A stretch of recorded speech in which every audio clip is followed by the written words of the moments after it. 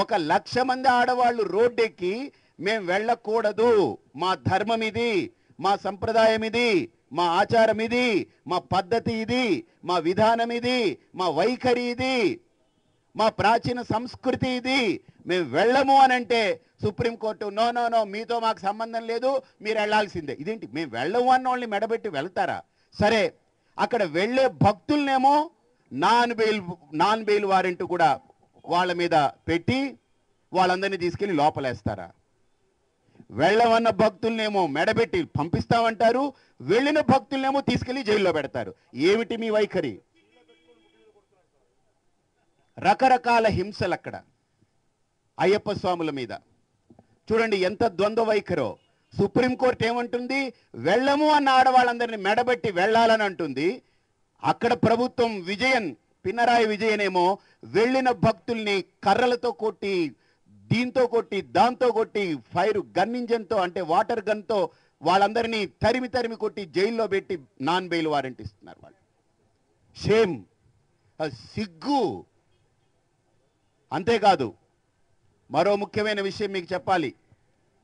ఈ మొత్తం సిచ్యువేషన్లో పినరాయి విజయన్ ఏం చేశాడనంటే, ఒక దుర్మార్గపు పోలీస్ ఆఫీసర్ ఎవరైతే దేశద్రోహానికి ఒడిగట్టాడో ఆయన పేరు ఇబ్రహీం కుటి. ఆయన మనకు ఇండియన్ ముజాహిర్ తీవ్రవాద సంస్థ ఏదైతే ఉందో ముజాహుద్దీన్ తీవ్రవాద సంస్థకు చెందినటువంటి నజీర్ అనేటువంటి వ్యక్తి తీవ్రవాద చర్యల్లో పాల్పడి పట్టుబడితే అతన్ని దొంగచాటుగా తప్పించినటువంటి దుర్మార్గపు పోలీస్ అధికారి ఇబ్రహీం కుటి. ఇతన్ని సస్పెండ్ చేస్తూ ఆర్డినెన్స్ వస్తే కూడా మళ్ళీ అతన్ని తీసుకొచ్చి అందులో పెట్టి అతన్ని సివిల్ డ్రెస్లో పెట్టి అయ్యప్ప స్వాములందరినీ చిత్రహింసలు పెట్టిస్తున్నాడు. అంటే ఒక తీవ్రవాదిని మళ్ళీ నువ్వు ఒక పోలీస్ ఆఫీసర్గా పెట్టి మా మీద తోలుతున్నావంటే నువ్వు ఎలాంటి కక్ష కుట్ర చేస్తున్నావు? ఒక ముఖ్యమంత్రిగా కూర్చొని నీకు రాజధర్మం ఉందా నీ దగ్గర? అంతేకాదు, పాపులర్ ఫ్రంట్ ఆఫ్ ఇండియా అనేటువంటి టీంని, ఆ టీం నుంచి ప్రత్యేకమైనటువంటి బృందాన్ని తీసుకొచ్చి అయ్యప్ప స్వాముల మీద పెట్టారు.